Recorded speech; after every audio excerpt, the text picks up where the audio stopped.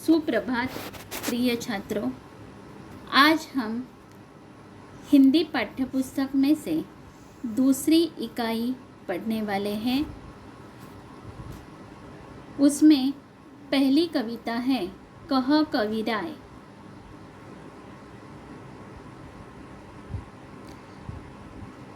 इस कविता के कवि हैं गिरिधर। गिरिधर जी का जन्म 1713। परिचय नीति, वैराग्य और अध्यात्म को ही अपनी रचनाओं का विषय बनाया। कृतियाँ गिरिधर कविराय ग्रंथावली में 500 से अधिक दोहे और कुंडलियाँ संकलित हैं। कवि गिरिधर की कुंडलियों में व्यवहारिकता के दर्शन होते हैं। यहाँ कुंडली मतलब दोहा और रोला के मेल से बनती है। इसकी विशेषता यह है कि दोहे के अंतिम चरण से रोले की शुरुआत होती है, इसलिए वह चरण 2 बार क्रम से आया है और कुंडली का प्रथम अक्षर और समापन का अक्षर समान है। इन कुंडलियों में कवि ने विविध सामाजिक गुणों से परिचित कराया है और उन्हें अपनाने की सीख दी है। अब हम कविता की ओर बढ़ते हैं। गुण के गाहक सहस नर, बिन गुण लहै न कोय। जैसे कागा कोकिला, शब्द सुनै सब कोय। गाहक मतलब ग्राहक, लहै मतलब पाए, कागा मतलब कौवा, सहस मतलब सहस्र हजारों, कोय मतलब कोई, सुने मतलब सुनते हैं। शब्द सुने सब कोय, कोकिला सबय सुहावना। दो के एक रंग, काग सब भय अपावन। सबय मतलब सबको, दो मतलब दोनों, अपावन मतलब अपवित्र, सुहावन मतलब अच्छी लगती है, भय मतलब लगना। कवि कह रहे हैं कि संसार में गुणों की कद्र होती है। जिनमें गुण होते हैं उन्हीं की हजारों की भीड़ में पूछ होती है, और जिनमें गुण नहीं होते उन्हें कोई नहीं पूछता। कवि सोदाहरण यह बात स्पष्ट करते हैं। कोयल और कौवे का उदाहरण देते हुए कहते हैं कि दोनों एक ही रंग के हैं, लेकिन कोयल अपनी मधुर वाणी के कारण सम्मानित होती है और कौवा कर्कश बोली के कारण उड़ा दिया जाता है। कवि गिरिधर कहते हैं कि संसार में गुणों की ही यानी ज्ञान की, सद्व्यवहार की ही पूछ होती है, और जिस व्यक्ति में ऐसे गुण नहीं होते उनका सम्मान भी नहीं होता, उन्हें कोई भी नहीं पूछता।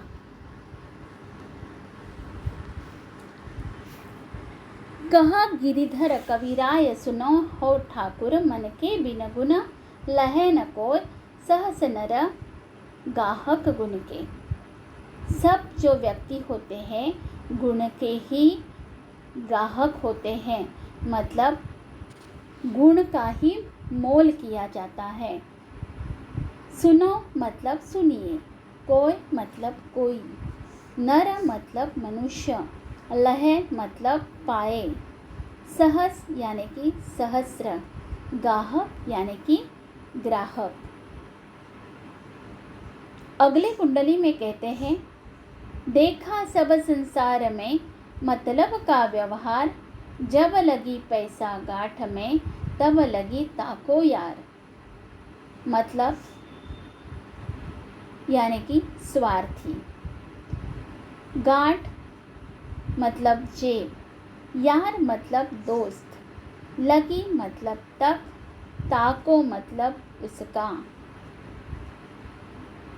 तब लगी ताको यार, यार संग ही संग डोले, पैसा रहा न पास, यार मुख से नहीं बोले।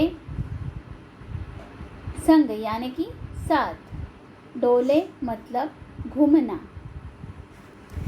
कवि ने अनुभव किया है कि इस संसार में मतलब का व्यवहार रह गया है। जब तुम्हारे पास पैसा है तब सभी लोग तुम्हारे मित्र बन जाएंगे और हर समय तुम्हारे साथ ही रहेंगे, और जब पैसा पास में नहीं रहेगा तो वह आपसे मिलने आएंगे नहीं, न बात करेंगे, वह आपसे मुख मोड़ लेंगे, आपसे मिलने से जी चुराएंगे। यह तो दुनिया का व्यवहार है। निस्वार्थ प्रेम करने वाला मित्र कोई निराला ही होता है।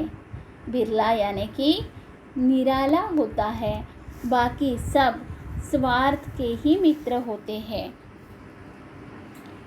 इसीलिए कवि गिरिधर कहते हैं कि ये जो मित्र होते हैं वो निराले होते हैं, जो स्वार्थ के ही लिए मित्र बनते हैं।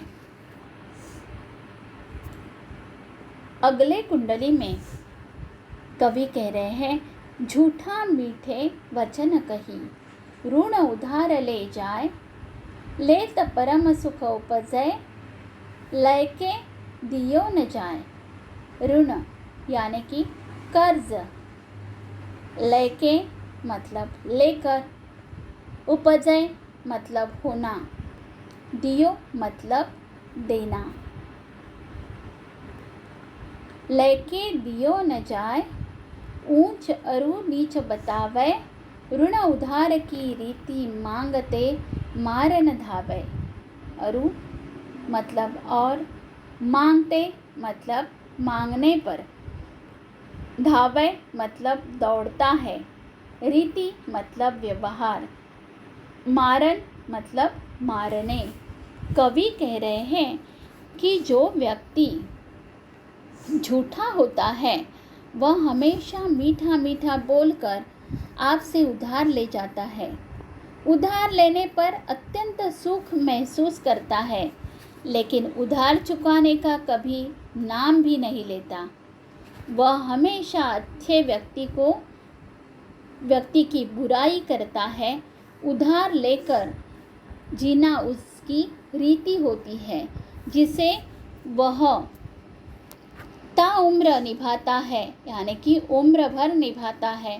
पर आप मांगने जाओ तो मारने दौड़ेगा, आपको बुरा भला भी कहेगा। अतः यह बात अपने मन में बिठा लो कि बहुत दिन बीत जाने पर भी जब तुम उधार लेने जाओगे तो वह हमारे मुंह पर बोल देगा कि उसने उधार लिया ही नहीं, और तुम झूठे कागज बनाकर झूठा प्रमाण दे रहे हो।